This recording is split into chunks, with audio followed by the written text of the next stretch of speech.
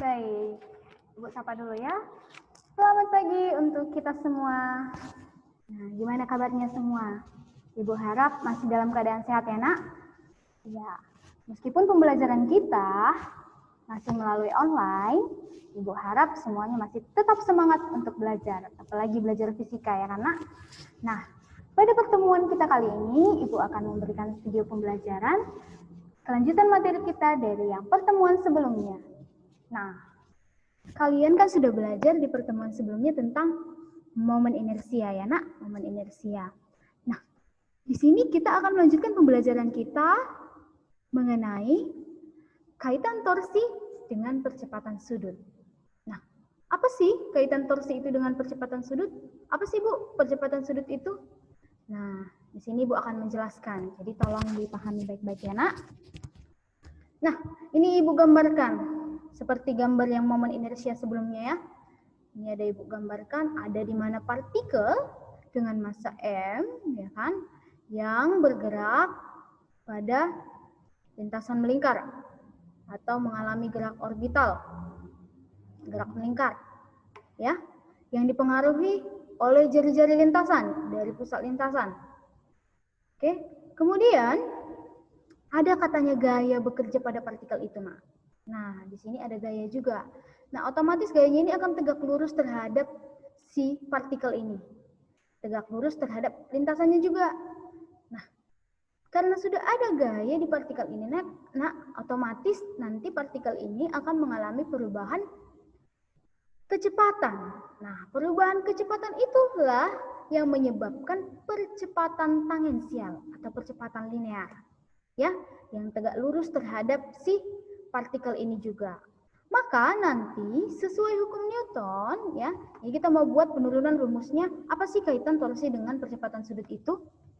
Nah, sesuai dengan hukum Newton yang kedua, ayo kalau masih ingat, ini dia, di mana gaya-gaya yang bekerja itu sama dengan massa dikali percepatan. Nah, di sini percepatan kita adalah percepatan tangensial. Nah, kalian udah belajar momen gaya, di mana besarnya itu adalah tau sama dengan R dikali F. Kemudian percepatan tangensial itu, Nak, dapatnya dari R dikali alpha. Ya. Kemudian kalian juga udah belajar momen inersia partikel, di mana besarnya adalah mr kuadrat. Maka apa hubungan dari torsi dengan percepatan sudut? Nah, percepatan sudut di sini adalah si alpha ini, Nak. Alpha, karena mengalami kecepatan, ya, maka nanti dia mengalami percepatan. Tapi karena dia gerak melingkar, maka di sini dia percepatan yang dialami adalah percepatan sudut. Oke? Nah, dari turunan rumus dari momen gaya, di mana tau sama dengan R dikali F, nah kita gantikanlah si F ini menjadi M dikali A tangensial, sesuai dengan hukum Newton tadi. Oke? Kemudian si A tangensial ini kita ubah lagi menjadi R dikali alpha. Nah, sehingga jika dikalikan, maka dapatlah dia mr kuadrat alpha. Ya, tahu sama dengan mr kuadrat alpha. Nah, si mr kuadrat ini apa tadi, Nak? Adalah momen inersia partikelnya. Sehingga kita dapatlah kaitan torsi dengan percepatan sudutnya itu adalah tau sama dengan I dikali alpha. Atau kalau kita gantikan alfanya menjadi A tangensial per R. Di mana taunya itu kita tahu adalah torsi ya, Nak? Torsi, R-nya itu jaraknya. Alfanya itulah percepatan sudutnya. Nah, di sini kita bisa lihat. Satuannya itu adalah radian karena dia sudah sudut. Oke, I-nya itu adalah momen inersia. Nah, kita masuk ke kinematika gerak melingkar berubah beraturan. Nah, kalian di kelas 10 udah belajar gerak lurus berubah beraturan. Oke, gerak lurus berubah beraturan. Berarti ada perubahan kecepatan di sini yang menyebabkan percepatan. Nah, mengapa ini kita perlu kilas balik lagi, Nak? Karena kita bisa menganalogikan GLBB ini nanti ke GMBB, gerak melingkar berubah beraturan. Ya, kita perlu menganalogikannya. Kenapa? Karena coba kita lihat besaran-besarannya di sini. Oke, jika di GLBB kalian belajar bahwa delta S itu adalah perpindahan linear, di mana satuannya M, maka nanti di GMBB itu menjadi delta theta. Karena di sini dia perpindahannya itu sudah dalam sudut, sehingga satuannya radian. Oke? Nah, ini sama ini, delta S sama delta T sama. Tapi ingat, ini dalam linear, ini dalam sudut. Nah, kemudian si V.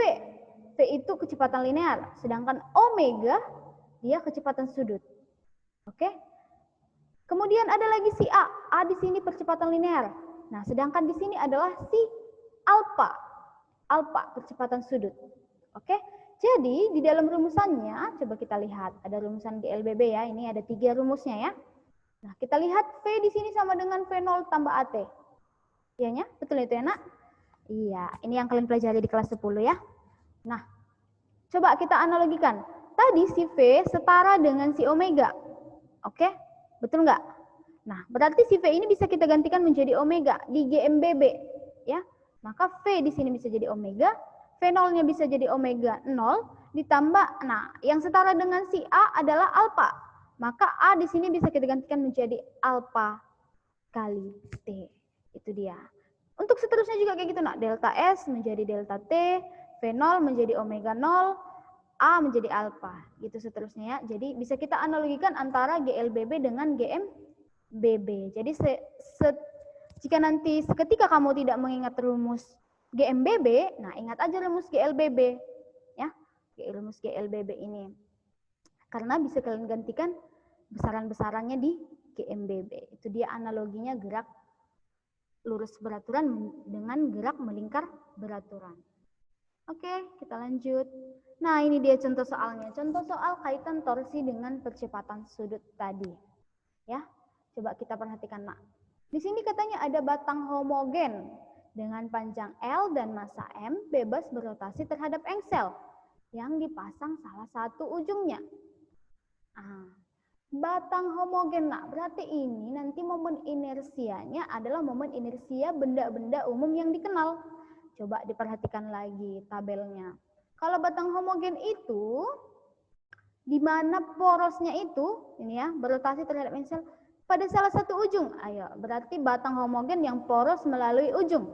Berapakah momen inersianya? Momen inersianya adalah 1/3 ml kuadrat.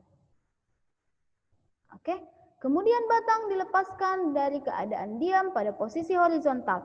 Berapakah percepatan sudut batang? Oke, nah coba kita lihat. Di sini Ibu gambarkan, ini si batangnya, batang homogennya itu. Dengan panjang L, berarti dari si engselnya ini sampai ke ujung ini adalah L. Oke, Nak? Berarti kalau Ibu bagi 2 ya, Ibu bagi 2 berarti ini setengah L, setengah L. Ya kan, Nak? Oke, kemudian setiap benda itu akan memiliki yang namanya gaya berat, yang tegak lurus terhadap benda dan berada pada tengah benda ya. Kita ambil tegak lurus. Ini dia gaya beratnya. Oke, di mana situ F Ibu buat ya.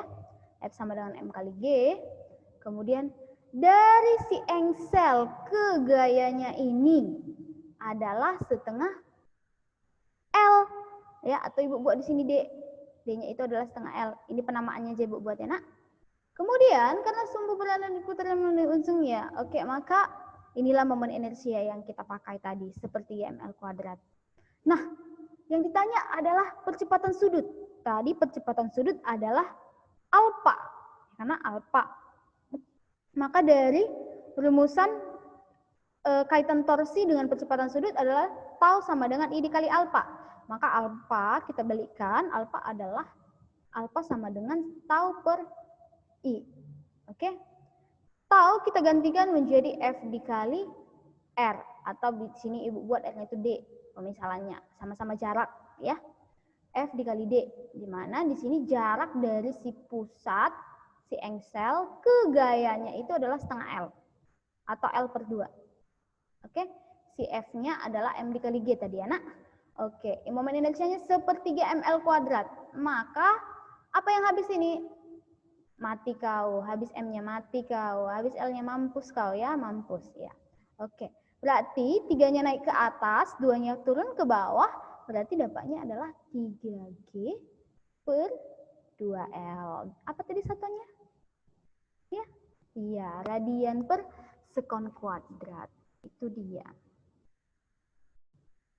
Oke, nah ini dia contoh soal yang nomor 2. Nah, contoh soalnya ini agak sedikit rumit ya, Nak. Oke, di sini dikatakan ada sebuah cincin.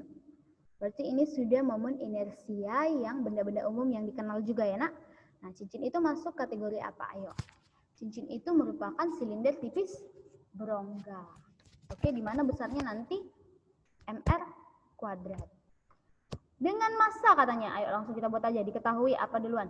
Massa 0,3 kg ya. Jari-jari 0,5 meter, menggelinding di atas permukaan kasar. Nah, kalau kasar nanti berarti memiliki gaya gesek ya, Nak. Kemudian membentuk sudut 30 derajat, berarti tetanya 30 derajat. Cincin tersebut dilepaskan dari keadaan diamnya, keadaan diam. Berarti kecepatan awalnya itu adalah 0 meter per sekon. Oke. Dari ketinggian 5 meter, berarti hanya di sini kita buat 5 meter. Berapakah kecepatan linearnya? Ya, kecepatan linear berarti di sini yang kita gunakan adalah yang si GLBB, gerak lurusnya. Ya, berarti yang mempengaruhi gerak lurusnya ini nanti adalah si gaya geseknya. Oke, kemudian yang ditanya apa? V-nya ya. Kecepatan linear ya. Oke. Dari buat diketahui ditanya oke, maka penyelesaiannya yang pertama itu adalah kalian gambarkan dulu bendanya itu pada bidang miring. Ya, kemudian kalian gambarkan gaya-gayanya. Misal Ibu buat di sini ini bidang miringnya. Oke, dengan ketinggian sekian. Inilah si cincin, anggaplah ini cincinnya, Nak, yang bulat ini ya. Kemudian Ibu gambarkan gaya-gayanya ya. Nah, setiap benda itu kan memiliki gaya berat. Ini dia gaya beratnya. Ibu proyeksikan vektornya itu terhadap sumbu X dan sumbu Y. Di mana sumbu X-nya ini nanti kita dapat mg sin theta. Sedangkan sumbu Y-nya ini mg cos theta. Oke. Kemudian gaya geseknya itu berlawanan arah terhadap arah bendanya. Nah, arah bendanya itu kan ke bawah ya, Nak. Menggelinding ke bawah dia katanya. Maka nanti gaya geseknya itu ke atas.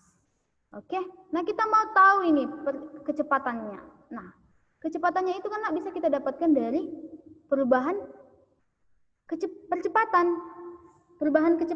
Perubahan kecepatannya itu nanti adalah si A, percepatan.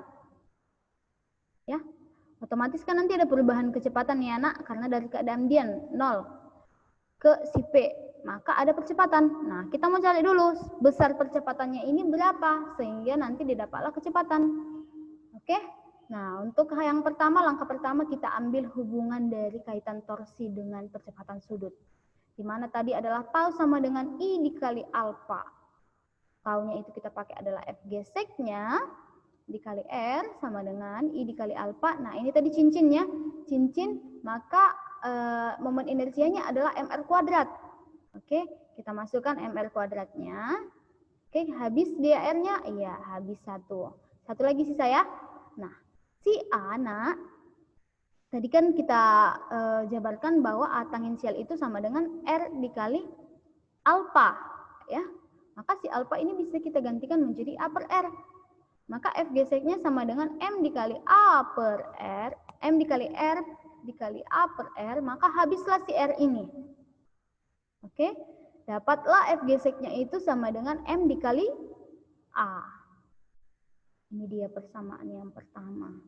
Oke, selanjutnya kita tahu kalau arah gerak benda itu adalah sepanjang sumbu X ya, Nak. Maka gaya-gaya apa saja yang bekerja di sepanjang sumbu X-nya itu? Nah, dari hukum 2 Newton di mana sigma F sama dengan M dikali A. Nah, untuk yang kita tinjau gaya-gayanya adalah di sumbu X ya. Maka sigma Fx sama dengan M dikali A. Nah, yang di sumbu X ada si mg sin theta. Oke, ada si F gesek. Nah, arahnya coba lihat vektornya. Arahnya kan berlawanan ya, Nak. Maka tandanya nanti berlawanan. Maka di sini menjadi mg sin theta dikurang F geseknya sama dengan M dikali A. F geseknya itu kita dapat tadi M kali A. Maka ubahkanlah dia, Nak. mg sin theta dikurang M dikali A sama dengan M dikali A. M-nya keluarkan? Bisa? Bisa, Bu. Berarti M Ibu keluarkan, tinggal G sin theta dikurang A sama dengan M dikali A. Nah, habiskan lagi M-nya. Tinggal G sin theta sama dengan 2A. Maka A sama dengan G sin theta per 2. Percepatan gravitasi kita tahu ya nak 9,8 meter per sekon kuadrat. Nah, Ibu genapkan di sini adalah 10. Maka 10 dikali sin 30 derajat per 2. Sin 30 udah tahu ya, itu setengah. Maka 10 dari setengah adalah 5. 5 dibagi 2 adalah 2,5 meter per sekon kuadrat. Dapatlah dia besar si A-nya. Nah, kita bisa cari V-nya? Bisa, Bu. Dari rumus GLBB tadi ya. Nah, ini dia rumus yang keberapa nih? Oke, maka di sini V kuadrat sama dengan V0 kuadrat tambah 2 AS. V kuadratnya mau kita cari, V0-nya tadi 0 ditambah 2, A-nya 2,5 ya. Nah, S-nya itu nak, ayo siapa yang masih ingat rumus trigonometri di mana mencari sin theta? Ya, di mana mencari sin theta adalah sisi tegak per sisi samping per maksud Ibu sisi depan per sisi miring. Maka H per S. Ini miringnya, yang S ini miringnya nak. Maka S di sini adalah H per sin theta, H per sin theta ya. Maka V kuadrat sama dengan 5, hanya tadi 5, sin 30 derajat, maka 25 per setengah. Maka V kuadrat adalah 50, akar dari 50 adalah 5 akar 2 meter per sekon. Itu dia untuk contoh soal yang kedua. Oke, sampai di sini untuk yang momen inersia. Ya. Nah, kita lanjut lagi anak, karena kelas kalian sudah ketinggalan. Ini udah siap ini di kelas yang lain. Oke, kita masuk materi berikutnya. Ada energi kinetik. Sebelum kita masuk nanti ke hukum kekekalan energi mekanik, maka di sini ada energi kinetik untuk benda yang bertranslasi, berotasi, dan menggelinding. Nah, Ibu mau tanya, apa bedanya? Ayo, apa bedanya benda yang bertranslasi, berotasi, dan menggelinding? Nggak tahu? Iya, sama-sama nggak tahu ya. Oke. Nah, di sini nak coba ayo kita lihat gambarnya. Ayo, itu dia. Ada ini bendanya ya, yang bulat ini ya. Oke. Nah, coba ayo kita bayangkan semua gerak sebuah roda sepeda. Ya, berasa ini udah pernah dipelajari juga ya nak. Oke, untuk yang translasi udah otomatis sudah di kelas 10. Nah, kita masuk yang ke rotasi dan menggelinding. Oke. Nah, untuk yang bertranslasi, coba kita bayangkan sebuah roda sepeda nak. Oke, maka nanti ini dia yang untuk bertranslasi ya. Maka nanti coba lihat gaya kontak di titik A ini ya. Maka nanti dia kecepatannya akan sama. Baik di titik A, baik di poros maupun di titik B. Ya, kecepatannya akan sama. Namanya bertranslasi, berpindah tempat gitu ya. Oke. Nah, berpindah tempat doang, bukan berputar. Beda lagi ya. Itu dia translasi. Maka kecepatannya di sini akan sama. Oke. Nah, coba kita lihat yang berotasi. Kalau berotasi berarti udah ada kecepatan sudutnya, si omeganya ini. Ya. Maka nanti ketika berotasi otomatis V-nya si A, gaya kontak si A terhadap lantai ini akan berlawanan arah dengan kecepatan si B. Ya, coba kita lihat. Ya kan, berlawanan arah dia kan. Maka partikel-partikel yang berotasi terhadap pusat massa nanti dengan kecepatan sudut atau omeganya ini, maka nanti karena ada kecepatan sudutnya di sini, maka nanti P di pusatnya ini akan 0. Ya, karena nanti dia akan berotasi seperti ini. Maka V-nya nanti di sini akan 0. Oke, itu dia bedanya sama yang bertranslasi, di sini akan 0. Nah, sedangkan di VA-nya itu dan PB-nya itu sama, cuman arahnya itu berlawanan. Ya. Nah, sekarang apa bedanya lagi dengan gerak menggelinding ini? Ayo coba kita lihat. Di sini juga udah ada kecepatan sudutnya ya. Nah, kecepatan sudutnya. Nah, di mana di sini dia coba kita lihat. Nanti besarnya si V pusat itu Ya, besarnya V pusatnya itu sama dengan R jari-jarinya itu dikali dengan kecepatan sudutnya, si omega. Ya. Kemudian si kecepatan di B akan 2 kali dari kecepatan V. Ya, akan 2 kali kecepatannya. Sedangkan nanti pada si A, ya di situ ada tidak slip ya, Nak, maksudnya ya. Tidak slip. Nah, di situ maksudnya itu tergelincir. Jika tidak titik slipnya, jika nanti di A-nya itu dikatakan tidak slip atau tergelincir, tidak tergelincir ya, maka nanti VA-nya itu akan sama dengan 0. Karena dia menggelinding murni. Ya, tidak ada istilahnya tergelincir, tapi dia berotasi dan bertranslasi sekaligus. Karena itu gabungan dari translasi dan rotasi kalau menggelinding. Ya, maka nanti VDA-nya itu akan 0. Itu dia. Oke. Nah, dapat kita lihat lagi. Ayo, apa sih bedanya energi kinetik untuk benda yang bertranslasi, berotasi, dan menggelinding? Otomatis beda ya, Nak. Nah, kalau bertranslasi, ayo kalian udah tahu lah energi kinetik untuk bertranslasi, yaitu setengah mv kuadrat. Oke. Kemudian untuk yang berotasi, karena sudah ada kecepatan sudutnya, Nak, sudah berhubungan dengan kecepatan sudut dan momen inersia bendanya, ya, karena berputar pada porosnya, maka nanti di sini eka rotasinya itu adalah setengah I omega kuadrat. Ingat ya, setengah I omega kuadrat. Nah, untuk benda yang menggelinding, energi kinetiknya itu kan adalah energi gabungan antara energi kinetik rotasi dengan translasi. Ya, karena di sini pun gerak bendanya itu merupakan gerak gabungan antara rotasi dan translasi. Maka energi kinetiknya juga demikian. Energi kinetiknya adalah energi kinetik translasi ditambah rotasi. Di mana translasi adalah setengah mv kuadrat dan rotasi adalah setengah I omega kuadrat. Itu dia. Nah, kita masuk ke hukum kekekalan energi mekanik. Ayo, masih ingat kan hukum kekekalan energi mekanik? Di mana seluruh total energi yang bekerja nanti itu akan sama dengan 0. Ya, jika tidak dipengaruhi oleh gaya luar. Ya, itu dia pengertian hukum kekekalan energi mekanik. Untuk gerak linear maupun nanti untuk gerak rotasi. Ya, sehingga di sini nanti ini Bu lupa buatnya. Ini harusnya di sini energi mekanik yang pertama sama dengan energi mekanik yang kedua. Ya. Oke. Energi mekanik itu apa? Energi mekanik itu adalah energi potensial ditambah energi kinetik. Nah, energi potensialnya ini, energi kinetiknya kan tadi ada 2 ya. Untuk geraknya, untuk gerak menggelinding ada energi translasi, ada energi rotasi. Ya. Kemudian energi potensial yang kedua, nah ada energi kinetik translasi yang kedua lagi, ada energi kinetik rotasi yang kedua.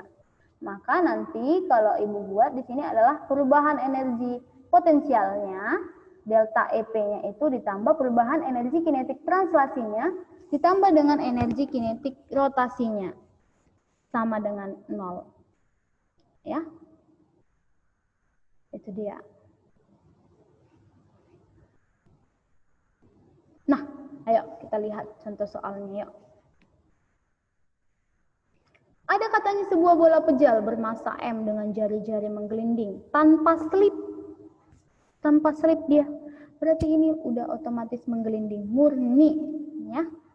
Menuruni bukit seperti tampak pada gambar. Tentukan kelajuan bola di dasar bukit. Oke, maka ini dia gambarnya ya, Nak. Menuruni bukit sampai ke bawah. Maka menurut hukum kekekalan energi mekanik berlakulah hubungan delta EP sama dengan eka rotasi tambah eka translasi. Oke, di mana energi potensial itu kan kita tahu Nak dipengaruhi oleh ketinggian. Nah, ketinggian benda di sini kan H. Dan di sini kan otomatis 0 ya. Maka EP di sini akan 0. gitu dia. Maka MGH sama dengan ikatan rotasi adalah setengah I omega kuadrat tambah setengah MV kuadrat. Oke, atau kita buat MGH. Karena ini bola pejal, ayo kita lihat bola pejal adalah bola benda umum yang dikenal ya. Maka momen inersianya nanti adalah 2/5 mr kuadrat. Dikali dengan omega kuadratnya tambah setengah MV kuadrat. Oke, kalikan habis tinggal 1/5 mr kuadrat omega kuadrat tambah setengah MV kuadrat. Maka GH sama dengan 7, ini habis ya, M-nya habis.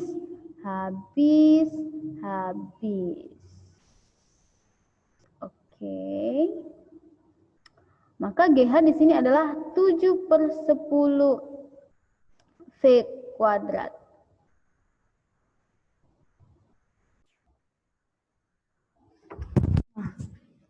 Ini, kenapa ini Bu langsung 7/10 V kuadrat ya? Nah, V itu hubungan V dengan omega adalah V sama dengan omega dikali R. Ya, itu dia, V sama dengan omega dikali R. Nah, sedangkan di sini ini R kuadrat, omega kuadrat. Nah, otomatis ini adalah menjadi V kuadrat. Ya, V kuadrat. Maka ya udah otomatis, berarti 1/5 V kuadrat ditambah setengah V kuadrat. Maka dapatlah dia GH-nya itu sama dengan 7/10 V kuadrat. Maka kalau kita akarkan adalah 10/7 GH. Itulah dia kelajuan bola di dasar bukit. Oke, kalau ada tadi diketahui ketinggiannya, tinggal masukin ketinggiannya ya. Karena percepatan gravitasi kita tahu adalah 10.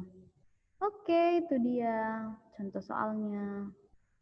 Nah, kita masuk ke momentum sudut. Nah, ini dia momentum sudut. Tadi udah momen inersia, ada lagi momentum sudut. Apa itu momentum sudut? Momentum sudut adalah momentum yang dimiliki benda-benda yang melakukan gerak rotasi. Ya, yang nanti dia berhubungan terhadap momen inersia dan kecepatan sudutnya. Di mana dia nanti arahnya itu dapat kita berikan aturan tangan kanan. Ayo coba kita lihat aturan tangan kanan. Ya. Nah, ini dia.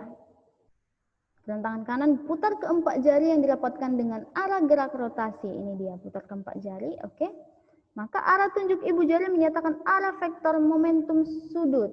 Nah, jadi kalau kita putar ke sini, gini ya. Ini, nah, ini dia arah rotasinya. Nah. Sedangkan momentum sudutnya adalah arah ibu jari. Jadi di sini kita bisa simpulkan bahwa nanti momentum sudut itu tegak lurus terhadap arah rotasinya. Nah. Ya, tegak lurus terhadap arah rotasinya. Itu dia untuk momentum sudut. Nah, aturannya juga udah diberikan oleh tangan kanan. Lanjut ke besar momentum sudut partikel. Nah, jadi bukan hanya momen inersia aja yang di partikel, momentum sudut juga ada untuk yang partikel ya. Nah, jika lengan torsi nanti atau L terhadap poros R dengan kecepatan linear V, nanti di sini benda itu dianggap partikel ya, otomatis benda dianggap partikel karena momentum sudutnya partikel. Maka besar momentum sudut L dapat dihitung sebagai berikut. Nah, bedakannya lengan torsi itu L kecil kita buat, sedangkan momentum sudut itu adalah L besar. Ya. Nah, momen inersia partikel kan I sama dengan mr kuadrat. Nah, tadi yang kita pelajari di energi, hukum kekekalan energi, V itu kan tadi bilang V sama dengan omega dikali R. Maka omega sama dengan V per R. Nah, ayo kita gantikan yuk. Dari rumus momentum sudut yang pertama, I sama dengan I kali omega, maka I-nya itu mr kuadrat, omeganya itu V per R. Maka dapatlah dia momentum sudut untuk partikelnya itu adalah mrv. Ya. Ayo satuannya apa yuk, Nak? Tadi di sini I dikali omega itu satuannya adalah kilogram meter kuadrat per sekon. Kalau ini ayo, massa kilogram, jari-jari meter, V meter per sekon. Sama nggak kilogram meter kuadrat per sekon? Sama ya, kilogram meter kuadrat per sekon. Sama satuannya. Oke, sekarang hubungan momentum sudut dengan momen gaya. Ya, ternyata ada hubungan momentum sudut dengan momen gaya itu. Nah, di mana momen gaya itu merupakan turunan dari fungsi momentum sudut terhadap waktu, ya. Jadi, si torsi ini dapatnya dari turunan fungsi momentum sudut terhadap waktu. Jadi, kalau ada nanti di soal diketahui momentum sudutnya, nah, yang ditanya nanti torsinya, bisalah kalian gunakan rumus yang ini, tinggal turunkan aja. Tapi ingat terhadap fungsi ya, fungsi pakai fungsi momentum sudut terhadap waktu. Oke, Ibu rasa sekianlah dulu video pembelajaran kita hari ini. Nanti di pertemuan selanjutnya Ibu lanjut materinya. Selanjutnya nanti ada hukum kekekalan, aplikasinya, contoh soal dan lain-lain sebagainya, ya. Oke, Ibu ucapkan terima kasih untuk perhatiannya. Tetap jaga kesehatannya, Nak, dimanapun kalian berada. Nah, ini udah Ibu jelaskan sebagian materinya ya. Ibu harap ini disalin ke catatan. Nanti dibuat yang rapi. Oke, Nak? Oke, sekian pembelajaran kita hari ini. Ibu ucapkan selamat pagi.